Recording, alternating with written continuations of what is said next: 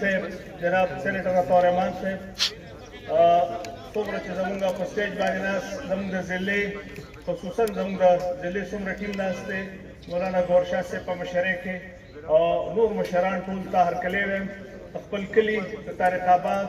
او د طارق اعظم خان د دوی د ټوله کورنۍ د خاندان د ملګرو ټولو ته بخیرالی وایم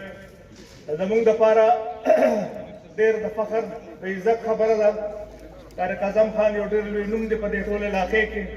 په اشنغر کې چارسدې کې د دوی د خاندان یو ډېر لوی کردار پاتې شوی دی په سیاست کې او داسې په سوشل لایف کې په کلي کې ډېر اثر رسوخ دوی لري په علاقې کې ډېر اثر رسوخ لري د دوی شمولیت دومره هم دی چې تاسو ډېر اندازه لګوئ چې نن زمونږ د صوبې قائد صاحب چې کوم دی هغه دلته په خپله راغلی دی نو دا ډېر یو لوی اچیومنټ دی یو ډېر لوی مقام وخت دی زموږ دپاره چې داسې خدای پاک دې پارټۍ له دومره مضبوط خلک او خاندان ورکړه دومره مضبوط ملګري خدای پاک موږ له راکړل نو ماښام بانک کې ټایم لږ دی صرف دومره یم چې انشاءالله زموږ د شمولیتونو دا سلسله په چارسدې کې نه په ټولې صوبې کې به انشاءالله داسې روانه به وي که خیري او بل یو پارټۍ ته څوک نه ځي او دا صرف زموږ د مشر مولانا صاحب د هغوی دا کمال دی چې 2018 نه راپاڅېدل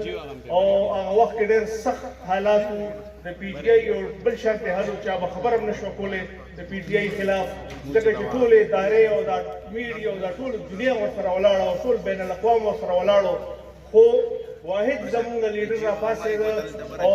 دا ټوله سټیټس کو یې چیلنج کړه او شکر الحمدلله عمران خان دا په کور ناست دی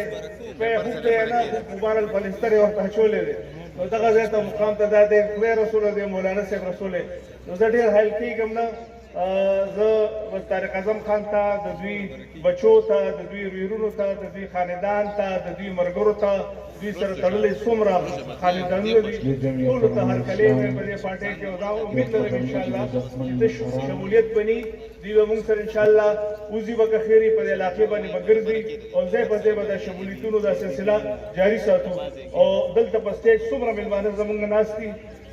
ټولو ته هرکلی وایم دوی شکرګزار یم چې دا موقع تاسو ډېره ښکلې کړه ستاسو خپلې حاضرۍ سره ډېره ډېره مننه خوشحاله